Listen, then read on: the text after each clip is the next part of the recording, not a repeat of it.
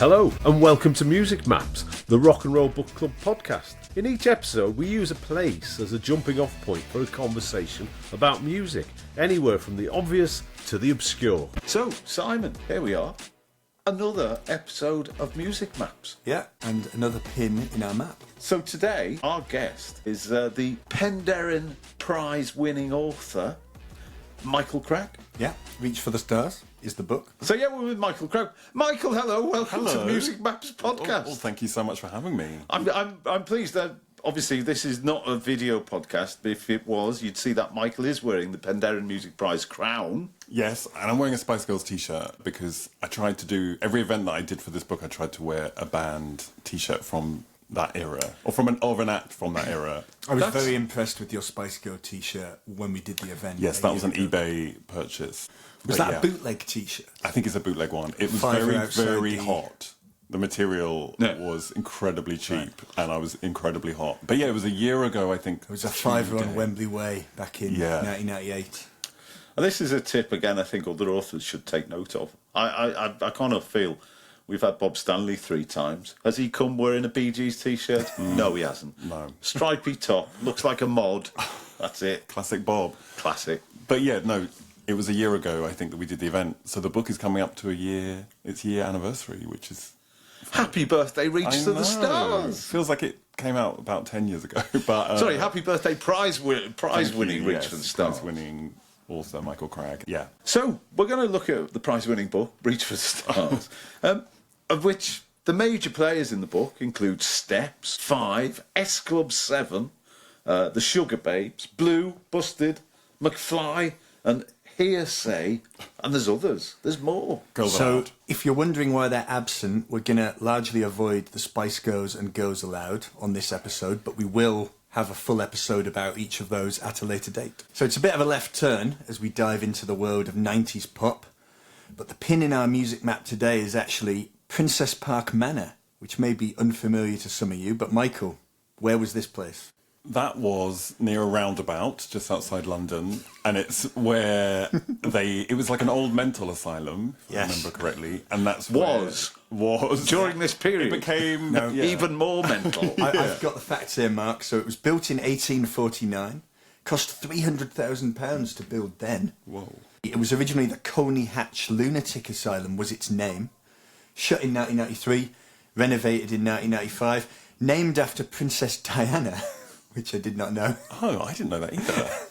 And then in the 2000s became home to many pop stars, film stars, football players, etc. Yes. So, yeah, Sugababes, Girls Aloud, Busted, maybe some others, all sort of lived there. Blue. Yeah, when they first kind of were signed and needed somewhere to live. And I think the label thought, how about we keep them slightly outside of London. Sort of on the edge. Yeah, I'm sure they can't get up to too much mischief. But obviously, you know, you're not going to stop a bunch of sort of early 20-year-olds from having fun in London, where a lot of them obviously hadn't come from London. They'd come down to London to be pop stars, so that's what they did. Stick them out in Fry and Barnet. That was it, yeah. You never know I think it was, and it was there that they sort of realised how to sort of live by themselves. Some better than others. You know, Nicola Roberts didn't understand that they had to pay bills, didn't have a Hoover. So they were sort of, that's where they learned, that was like their student accommodation. I can relate though, because when I was that age, I wouldn't have known how to do anything. Yeah, I didn't even know I was sort of shocked when I went to uni and I had to pay like a phone bill, and I was like, oh, how do I do that?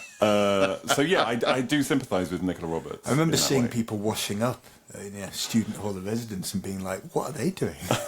What's this? What, are they doing their own washing up? That place is sort of quite an important part of the story, I guess, because, you know, pop was so massive at that point, post Spice Girls, that I think they just needed these sort of apartment blocks to house them all and to make them sort of, they knew where they were, which helped, I think. You needed to keep an eye on them a lot. And they were so busy that you needed them to be in one place where you could just send like 3 cars to take them to wherever they needed Somewhere to go. near a motorway. Yeah. Straight in the car. And up north to do some radio show. Well, the busyness is certainly one of my takeaways from reading this book, and we're going to delve into that a little later. So let's pick this up with the management team of Chris and Bob Herbert, who, after missing out on the Spice Girls, which we'll talk about on another episode, turn their attention to the world of the boy band. So they come up with 5 eventually. I think the idea was that there would be 4 people, not called 5, and that was the original plan. So the auditions took place in a similar way to sort of... Were they going to be called 4? Well, I don't know, probably. I mean, you know, they didn't sort of reach very far for that name. But yeah, they auditioned them. It was like the male version of the Spice Girls. That's how it was billed. Russell Brand went to one of them. And they sort of grouped them into these like little groups already, and they accidentally put 5 together, the 5 men that became 5. He sort of worked out that the way to stand out was to sort of do some rapping, make it a little bit sort of cool and credible, and that worked. And Simon Cowell was involved too from the label side, and he was like, it's those 5. And that's when they became 5. And then they were like, let's chuck them in a council flat and get like ITV's Neighbours from Hell involved, yes. Which is sort of how they kind of launched in a weird way was with this TV show. And inbuilt into that was... So this was, I think it's a house in Camberley. Yeah, and inbuilt into that was to make them sort of fight. You know, fighting was sort of part of their whole thing. Like, they had fights with their neighbours, they had fights with each other. Like, that was inbuilt into the band, which is not going to last a very long time, but was quite exciting because the rest was sort of post-Take That. It was a bit boyzone-y, and no one really wanted that. All very clean cut at that point. Yeah, just not very exciting. Lots of sort of sensible outfits and sensible songs, and 5 were not sensible. 5, you've said there was some infighting involved, and 5 were infamous for it. How much of it was real? I think it was real. I think part of it was the label sort of wanted this, you know, Westlife 5 kind of battle, and, you know, you did have the opposites there of like the clean cut versus the sort of rebels, but I think within that band you did have clashing personalities. There was a big age difference relatively. You know, I think Sean was sort of 16, 17, and Jay was sort of 23. And at that period in time, that's quite an important gap. So yeah, they were fighting, you know, backstage at CD UK. The producers and songwriters that they worked with would often keep them separate. So they'd record and write with sort of 2 of them, and then they'd write and record with like the other 3. What were they fighting about or over? What was I think it, you know, going back to the busyness as well, they were just tired and annoyed and sort of not having a lot of control over what was going on. And I think sometimes you look at the things you can control, and if you feel like you could control another band member, then maybe that's what you start to do a bit of. So yeah, I don't think it was fake, but I think it was a neat sort of marketing tool as well. You know, if the label think, oh, well, we've got some like bad boys here, they're going to play that up a bit. Mental health wasn't something that was talked about back in the late 90s.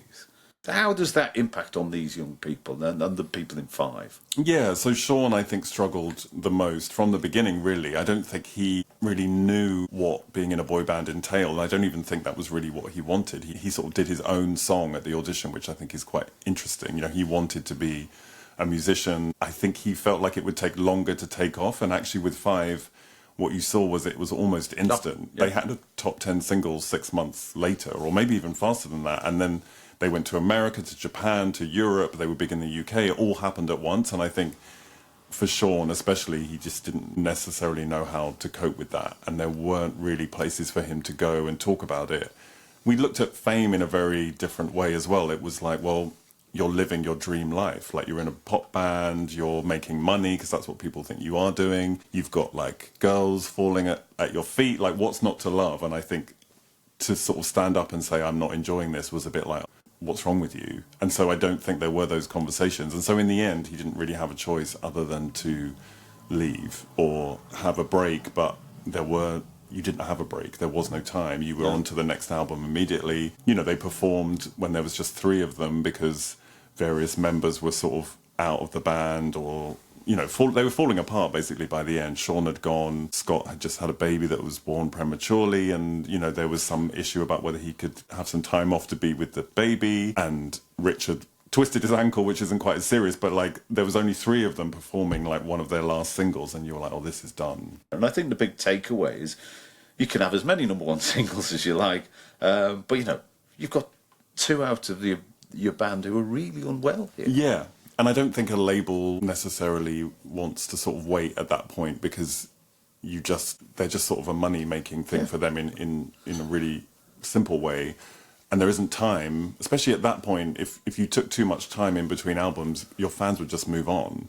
There was so much coming on the horizon that you were like, well, if we wait too long, they'll just move on to another band. Kind of seems to be a shelf life of about 4 years in a lot of these cases. And within those 4 years, you'd maybe do like 3 or 4 albums. You'd do tours in between each one. You would, if you're S Club 7, you're filming a TV show in a different country. You're doing all of those things like within that. So it's endless, and you get older as well, obviously, within that period, and maybe you don't want to be in a pop band, obviously, when you're sort of headed towards your mid-20s, because you just want to be cool or whatever, and you don't want to keep being told what to sing and what to do. So one act that comes along in the slipstream of the Spice Girls is Steps.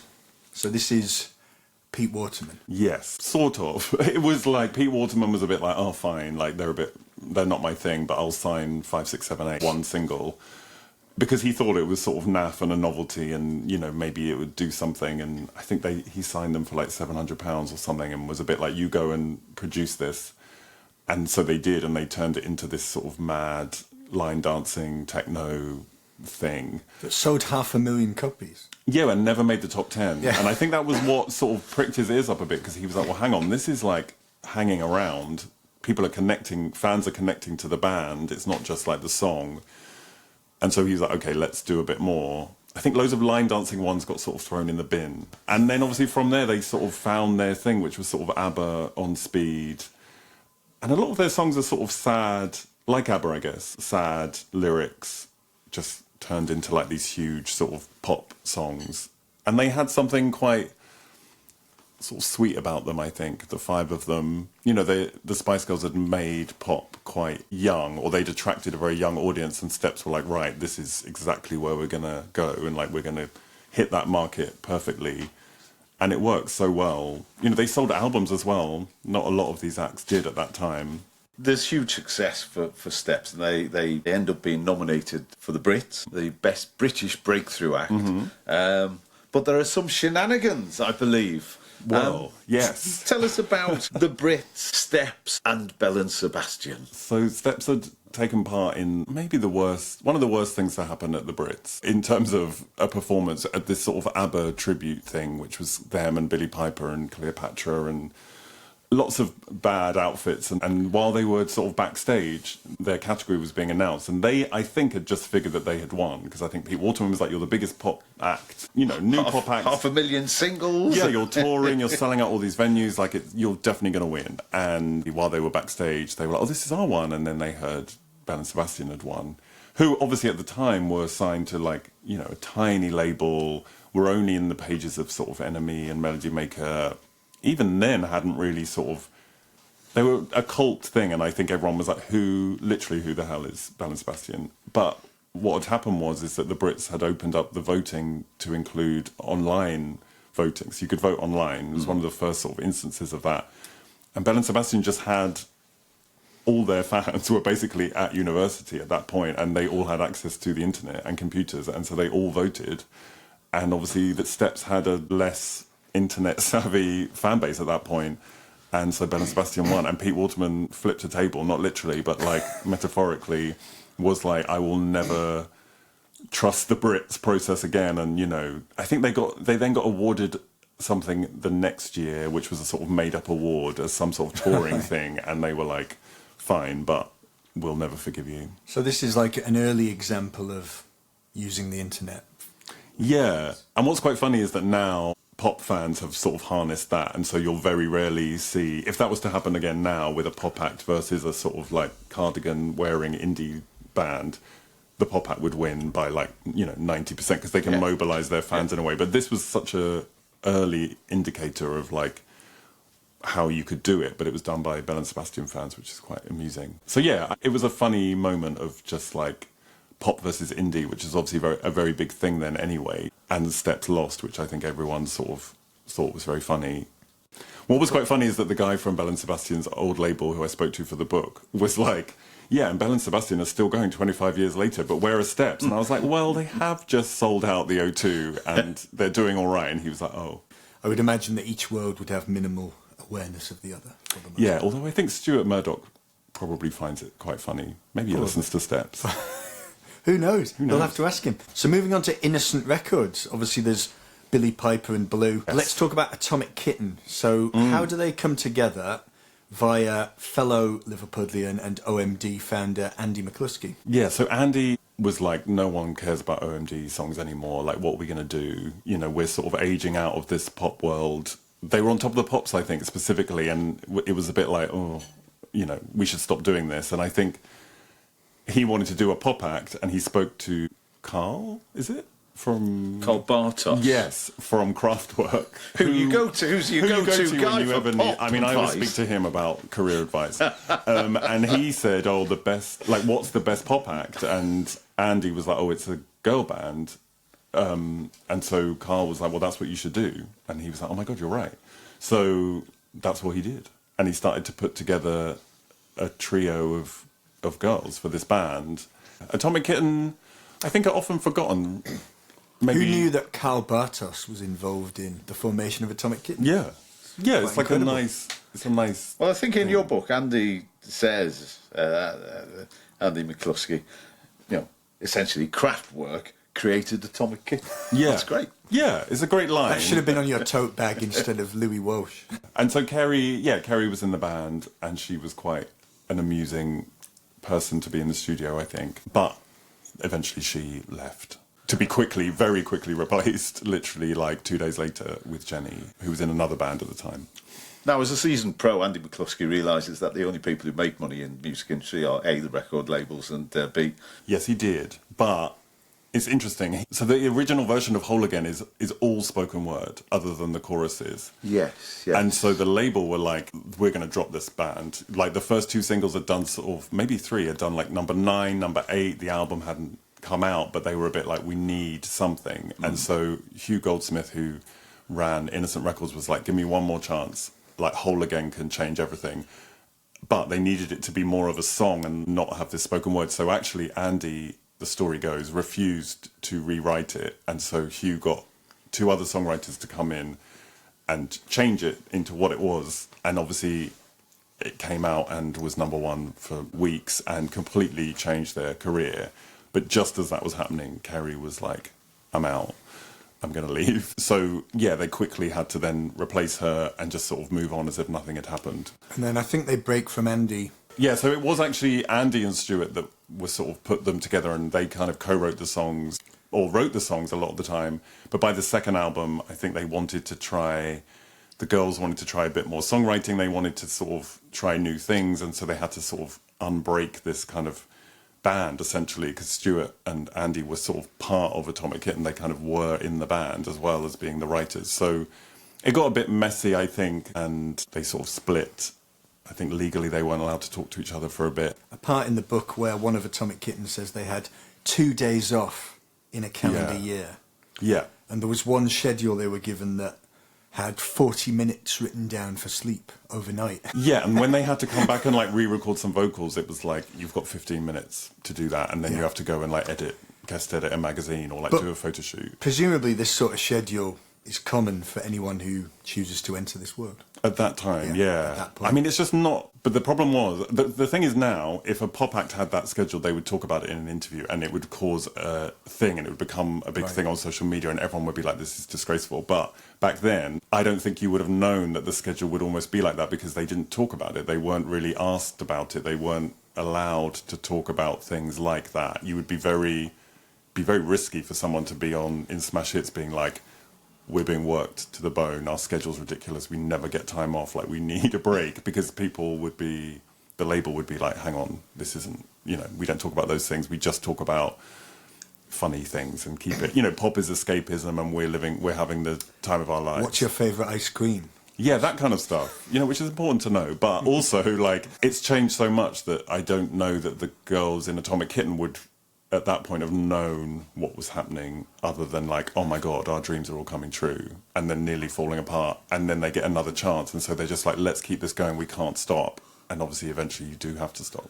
The book is filled with funny stories, and one of the ones that stuck out for me was the time when Blue were invited out to Italy for a private performance with none less and Donatella Versace. Could you tell us a little bit more about that? Yeah, so they were very excited to get As I would to be. get an invite out of the blue. They had Oh. suits made specifically. I Suits think. made. They got to go and like get some Versace clothes made, and they were like, "Wow, we're going to go to Italy to this like mad event." And they hadn't been to those kind of events. They go to sort of film premieres, but not the same. And then when they got there, they were like, "Well, why is Donatella just sort of staring at us? Like, why is she not being like?"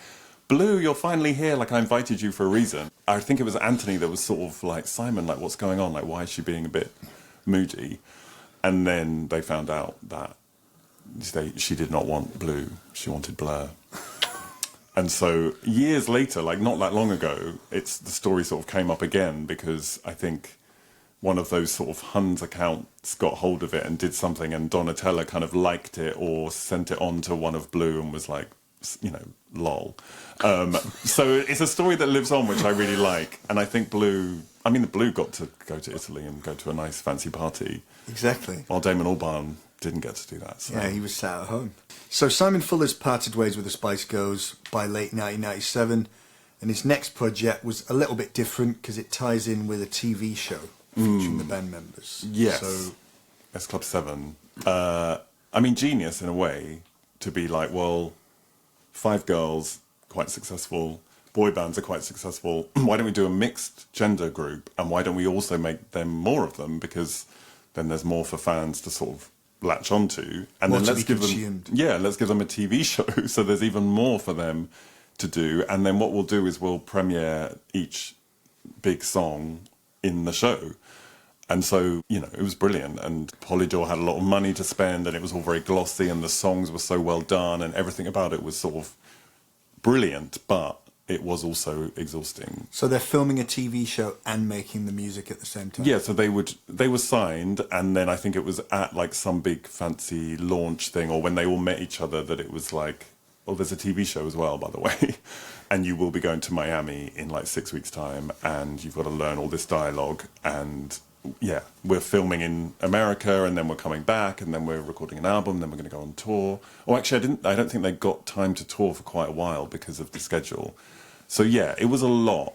And, a lot of the other pop stars that I would speak to would always mention S Club sort of being asleep under the table, Right, or yeah. like backstage somewhere, like they'd be curled up in the corner just trying to get some sleep. It's another common theme.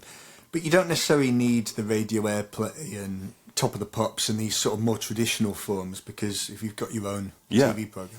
Yeah, and I think the two Simon Cowell and Simon Fuller, who were obviously all over this era, they realised that you could just go past the gatekeepers of like what is cool and what isn't. They weren't ever attempting to do that, so why bother with them? If Radio 1 aren't playing your song, it doesn't really matter. Like if they're going to be a bit sniffy about it, we'll just go direct to the fans. How do we sort of get this out there without bothering with those people? And they had the songs to sort of do that. There've been other attempts to do this. There was a boy band, I think, who had tried to do a TV show and have music, but the music wasn't very good, and so it never took off. And so it wasn't like an original idea. It was just that the songs had to be great, and the songs were great, and they were great at sort of showcasing all 7 of them. And the original S Club bow out in 2003. But not before unleashing their first feature film, Seeing Double. I'm a fan of the bad film genre. What can you tell us about this? Well, it is bad. So Paul had left, so they're called S Club at this point, and it's directed by Nigel Dick, who did Baby One More Time video and various other videos, and it's written by Kim Fuller, who is Simon Fuller's brother, who also wrote Spice World. And weirdly, it tells the story of a band who were so overworked that they're all exhausted. And so to stop them from not doing stuff, they create this robot version of the band who obviously will never get tired and never moan and never complain. And so the robot version of the band kind of, are taking over basically. So the real band tried to sort of stop that from happening. And there's lots of like running around in Spain or somewhere. And yeah, it's bad. It is good to watch. It's funny to watch, but it's bad. And Joe was like really injured at this point, and so there are lots of moments where like the band have to do lots of running, and then she just suddenly appears in the location separately, and you're like, well, how did she get there? Because she had done so much like damage It's to her like back. Han Solo in the new Star Wars. Yeah, he just like beams. She Harrison beams in. Ford was old. He's basically not moving in any scene. Yeah, that's true. And so yeah, she's the Harrison Ford of that film, definitely. Now, rather fortuitously, perhaps, this time period coincides with the huge uptake in CD single sales, which comes about really after Elton John's Candle in the Wind.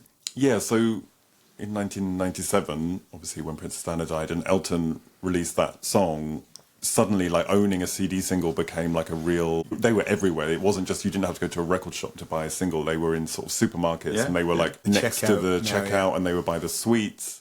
Heavily discounted. Yeah, and so it became this thing of like this culture of sort of seeing them everywhere, and I think eventually the idea was like kids are seeing them a lot more, and then they would go in and they would be like, oh, I'll have I want a chocolate bar, but I also want this S Club 7 CD. And so CD singles really took off at that point, and you had to sort of buy it on week 1 and it was cheaper, and then the price would go up in week 2, which was obviously because charts was so important that you would need to enter high in week 1 so that the label just wouldn't sort of drop you, basically. You know, you'd need to be in the top 10. If you weren't in the top 10, you were in serious danger, which, you know, and then Girl Thing, that sort of famous thing with them, which was like a number 8 hit wasn't big enough, you know. Everyone thought that would be number 1 because of the way it was sort of marketed. And Simon Cowell was sort of like, this is the new Spice Girls, and then it only got to number 8. Whereas number 8 now would be amazing. Charts were so important, and CD singles were huge in sort of the boom of that. And so it's all kind of driven by these CD singles to a degree. And plus, then on the flip side, albums were like £13. And so you needed to convince your parents that you loved an album. And you needed like to say, like, I love 4 songs on this. Like the 4 singles that I've heard, I love them. Can I have the album? So there often tends to be acts introduced that are kind of billed as, you know, it's okay to like them, you know, they're the cool alternative, perhaps typified by Girls Aloud. But what about London Records label mates All Saints and the Sugababes? Where do they fit into all of this? All Saints were the cool version of the Spice Girls, or that's how they were sort of billed and marketed. You know, they had sort of more interesting songs in some way, you know, cooler songs. They had the connection with sort of, you know, Nana Cherry and that kind of thing via Cameron McVeigh, who was Nana's husband and worked on her songs. And so there was a lot, like London Records was a cool label. Everything was quite cool. So he was involved with both of these? He was involved with both, yeah. He'd worked with Massive Attack and such people. And he rescued both albums. I think the All Saints album was headed in like a bad direction. It was losing a lot of money. There wasn't a sort of single, and Cameron sort of came in to give it some help. So yeah, both of those acts, sort of, if you saw the bright, smiley Spice Girls and then you saw the bright, smiley sort of S Club 7, All Saints were the opposite and Sugababes later were the opposite of that. They didn't play that pop game in the same way. At the beginning, Sugababes eventually evolved into a sort of different version of that. After their 13th lineup change. Exactly. Once the revolving doors kept spinning and new people were arriving. But at the start, I remember seeing them on Top of Pops and just being like, why aren't they smiling? Like, why are they not doing choreography? This song is like really weird. Like, Overload is so interesting and weird and doesn't really sound like anything else still. So that it was exciting. It was exciting in the same way that the other sort of pop was exciting. It's just a very different way of sort of attacking the pop game, I guess.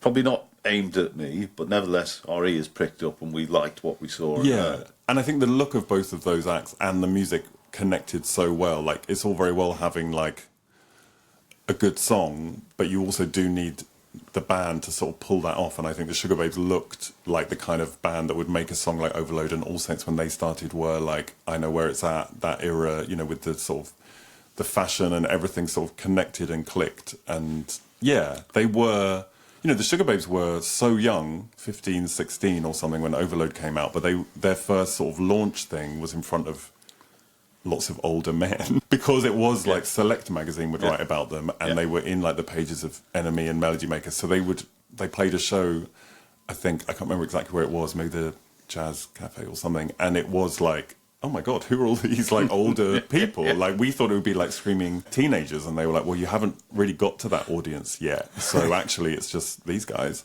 Yes. How do we get from that super clean look of Westlife and Boyzone to the scuzzier Busted and McFly? It was cleverly, I think the boy band, the old style boy band was definitely starting to phase out. I think we had an era of like, people weren't really trusting of that anymore. Something had changed and everyone was like, that's a bit naff. We don't really want choreography. We don't want matching outfits. So very cleverly, like as the sort of American sound was coming in of like, you know, Sum 41 and Blink-182 and all those guys, it was like, well, hang on, how about we sort of turn that even more pop and let's do a boy band that's a bit cooler, a bit edgier. Not really, but like in terms of mainstream stuff it was. You know, they had guitars. They had sort of big eyebrows, and they wore like all the clothes of a band that would appear in Kerrang magazine, but they weren't allowed in Kerrang magazine because they were obviously manufactured. And so yeah, Busted really did sort of give a whole different take on the boy band, which became massively successful. And they were a bit, you know, cheeky. Like What I Go to School For is a sort of, you know, wet dream turned into a song. And I think a lot of their songs sort of were like that. And then you could be like, boys could sort of like it and not feel a bit weird about it. You know, you wouldn't shout about liking Westlife. Yeah, and you did have within that band 2 or 3 songwriters. You know, you did have people that were writing those songs. It wasn't as much coming down from like a label where they were like, oh, you should write about, you know, like triple-breasted women or whatever, you know, which can feel a bit... But actually, these were like 3 young lads that 2 of whom lived together that would stay up and just like write these mad songs together. And so most of the material was written by themselves? Yeah, because James Bourne was a songwriter. He's from Busted, we should say. Some of our listeners aren't as au fait, haven't yet read the book. So Matt James Willis Bourne... from Busted, Charlie Simpson from Busted, and Matt and James lived together. And they would just sit up and write and eat pizza and like do what sort of teenagers do. And they would write these songs. And I think What I Go to School For was an idea that Matt had. Then they'd come together and just write them, and Charlie would get involved as well. So it wasn't like they were like 3 ugly kids that were just given, you know, a guitar. It was like Charlie from Busted, and Matt was like the rebel one, like a bit like Robbie. So that it wasn't like, it was still marketed and created, but there was something about it that was different.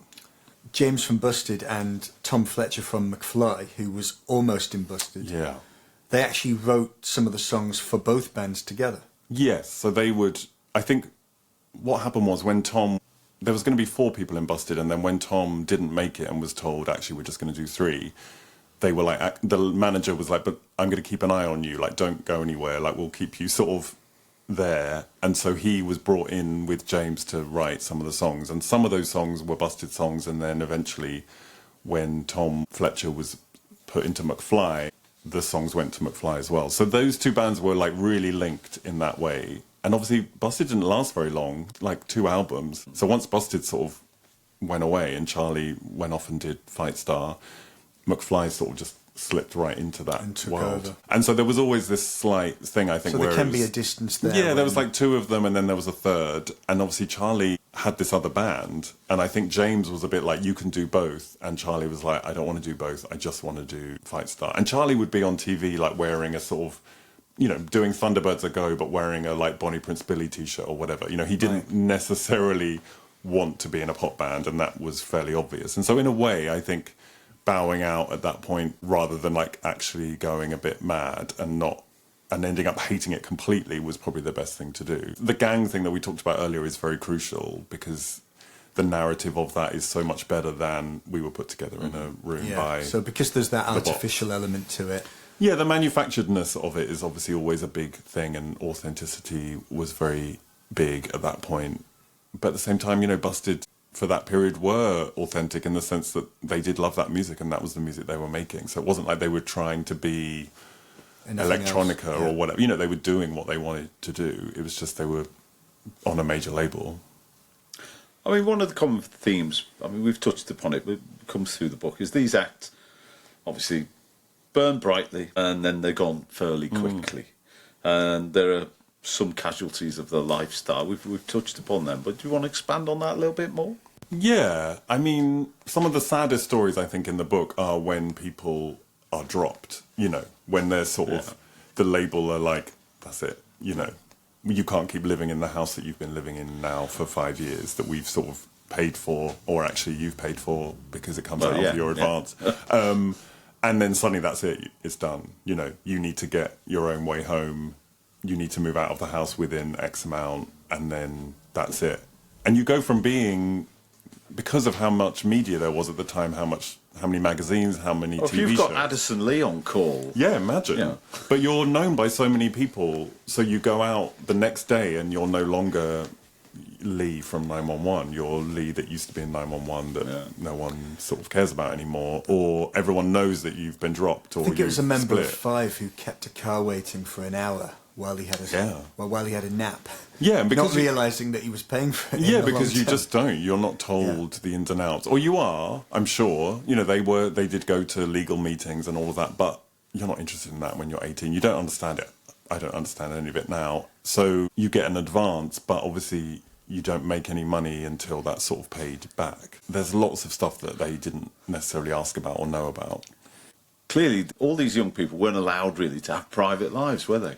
No, you couldn't. You needed to be there for the fans, so the fans need to think that they fancied you and that they could go out with you. So the idea that like a boy band member was gay just wasn't, you couldn't even think about that. You couldn't allow that to sort of be leaked out or anyone to find that out. I mean, straight people couldn't have relationships. Obviously they did in secret, but they couldn't make them public. But for the gay members of bands like H and Stephen Gately and Duncan James from Blue, it was really difficult. They would basically just have to live a sort of secret life. George Michael was about this same time as well? Yeah, and the George Michael thing is quite interesting, I think, because it did blow up and it was hugely impactful on his career in America. Sure, yeah. The tabloids were sort of awful about it. The headlines were bad. So if you were a gay member of a pop band thinking about coming out and you saw that and you had maybe the label saying, look, let's just not talk about it, which is sort of the same as like denying it, because it was like, you don't have to deny it, but like just don't talk about it and don't be seen out with a That's partner. going to be really stressful, isn't it? Yeah, Really difficult. And if you think, so many interviews. Well, if you think of the partner in that relationship as well, not being acknowledged, I mean, that is going to just lead to its own stresses, aren't they? I mean, so and obvious. you had the band on your mind as well, I think, because if you're sort of, you finally got to this point where you're living this dream, but actually something that is true of you can't reveal because it might ruin it for all of you. And then you're like, well, I don't want to ruin these 3 guys' lives either, or 4. And we're in a world of the paparazzi and a lot of interest in the tabloids in this. Yeah. So again, you've got to be really careful, haven't you? If you if you are in a relationship, someone's got a long lens through the window. Yeah. So that must be really difficult. And if you're not in a relationship and you are just out having fun doing what people do, you then have the worry of like a kiss and tell, which eventually is what happened with Duncan James, because the News of the World did come to his team and were like, look, we do have this interview with someone. We're not going to run it because we want Duncan to like come and talk to us about it, but just so that you know, it's ready and waiting to go.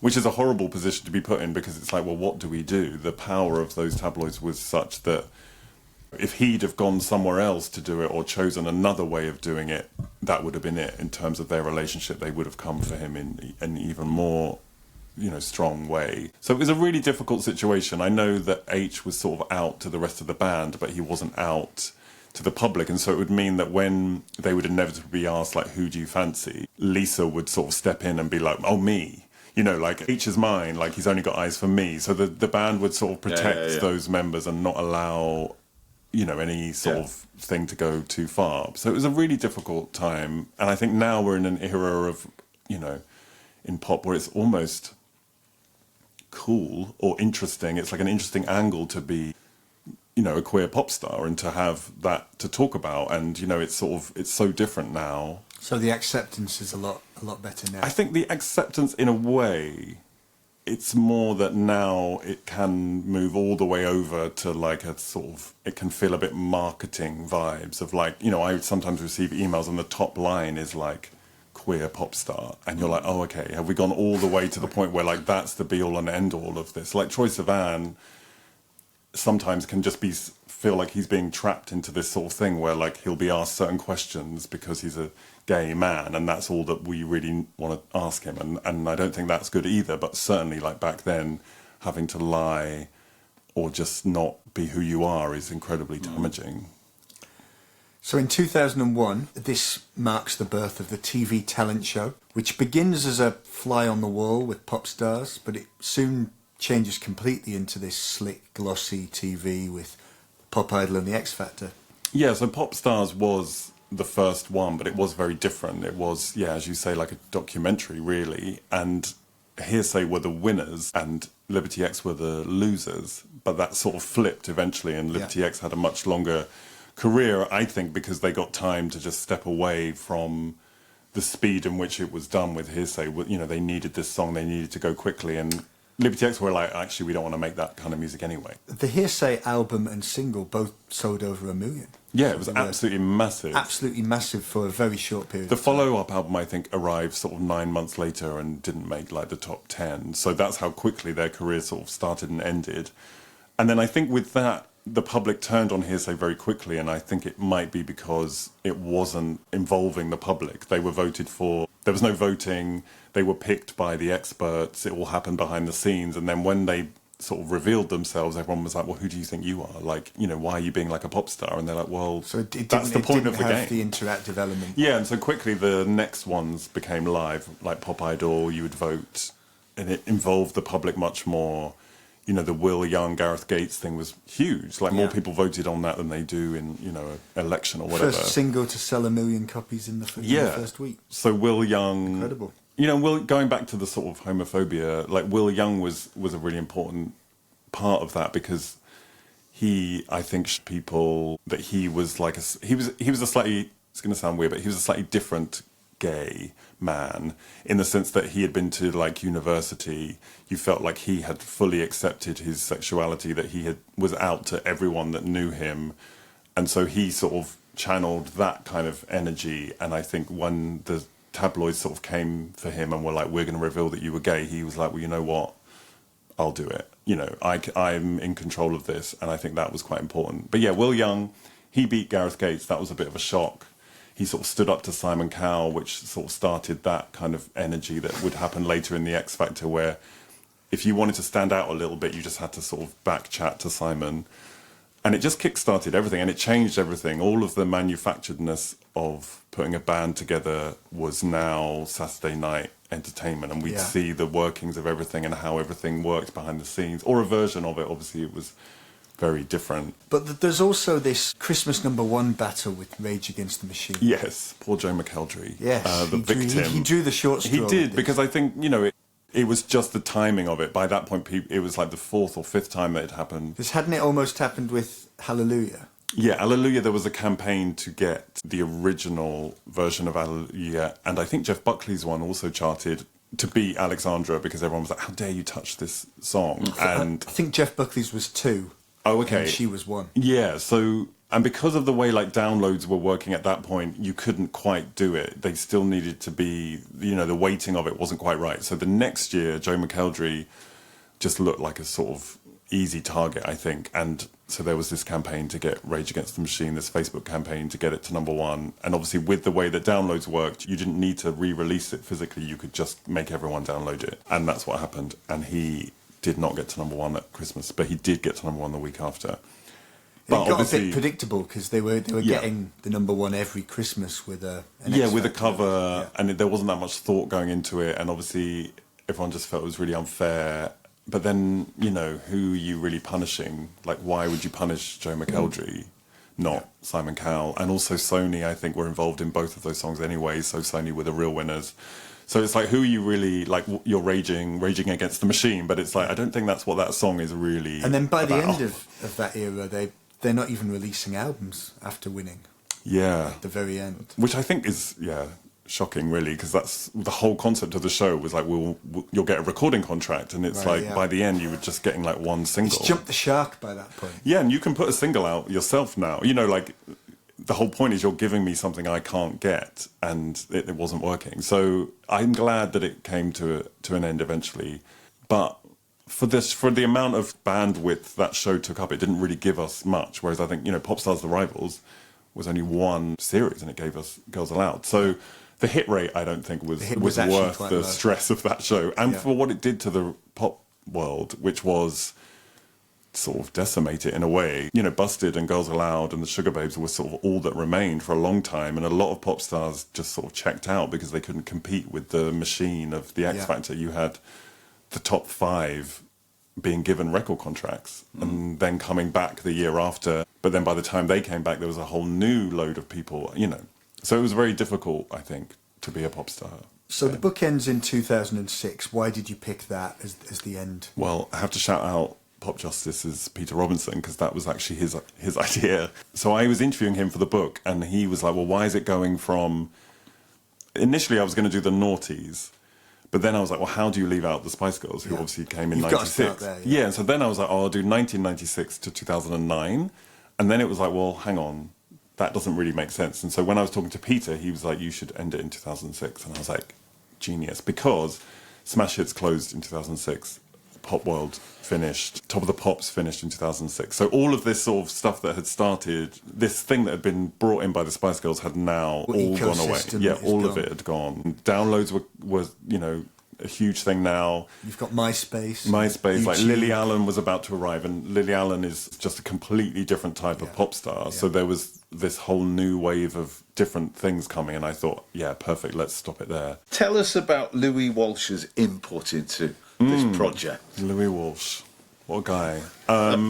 I was given Louis Walsh's phone number, so I rang him, and he was like, I will speak to you for 15 minutes. And I was like, okay, fine. I was like, right, let's go. And then he said, it doesn't matter anyway, because I do these books and I never hear about them. No one cares. No one's going to read this book. No one reads books anymore. And so we sort of ploughed on with the interview. And then at the end, he said, actually, I quite enjoyed that. You can ask me a few more questions if you want. So I got...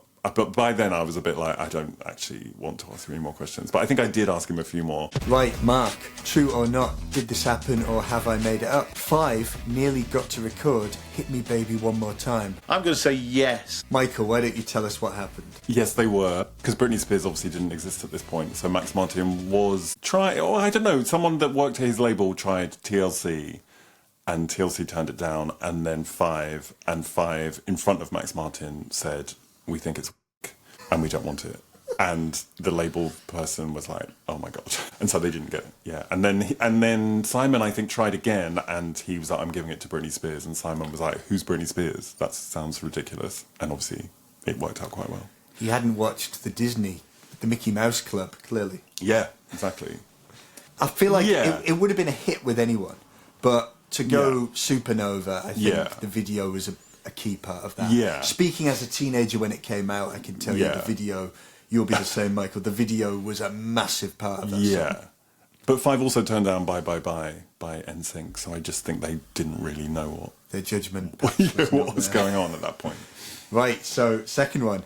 Given their names are Lee, Anthony, Duncan and Simon, an early name suggestion for Blue was LADS, Lads. True or not? I'm going to say no, because that's just to use the nomenclature. It's Frank. No one's going to call themselves lads, are they? Well, it was suggested. It was suggested by Anthony. By Anthony Costa from Blue. Right. I'm not going to make any judgments about Anthony Costa. He always came across. Seems like a nice guy. He's personable. So nice. But I think also when you're coming up with a band name, you are just like, well, where do you start? I think Blue was only because one of them just said Blue, and they were like, oh yeah, because you've got like Simply Red. So yeah, let's just do a colour. But Pink was around at the time. Yes, and so she was the other one, and they were like, yeah, let's just go with Blue. Shining actress Shelley Duvall starred in the S Club's TV series as their rollerblading landlady. Sounds plausible to me. I don't think I watched it. I'm going to say yes to this. It's false. It was Exorcist star Linda Blair. Really? Which is quite incredible to me. Crikey. Final one. Million-selling Hearsay single Pure and Simple was co-written by Alison Clarkson, a.k.a. Betty Boo. I do believe this is correct. It is indeed true. Right, at the end of each episode, we each recommend something. Be something you've liked for a long time, something you've recently discovered. I'm going to go first. Seeing as we mentioned him earlier, just for an excuse to mention him, I'm going to recommend George Michael and Wham, just because any excuse to get George into the conversation. Yeah. One of my favourite ever people. And on their first 2 records now available on vinyl. Right, are they? The Wham ones, yeah. I'll have to get those. Yeah.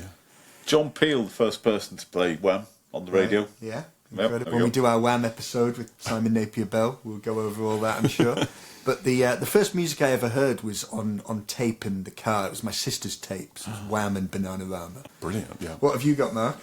Because I never prepare for these things. I like The Rest is Entertainment. And I was just, as we were doing this, I was just reminded, that's a podcast, by the way, Richard Osman and Marina Hyde. And I was just reminded, sorry, as we were touching upon the record industry and TV shows, it sounded like the sort of thing I could hear Marina and Richard discuss. So, yeah, I like that. I mean, you know, it's a goal hanger production. So, obviously, billions of people listen to that. Look it up. Have you got anything, Michael? Yes, it's a BBC comedy called Things You Should Have Done, which has gone sort of viral on Twitter or X today because Stacey from Gavin and Stacey was on a podcast with, I think, Natalie Cassidy, where they just talk about TV, and she really slagged it off. And the creator of the show filmed herself listening to Stacey say all these really mean things about it.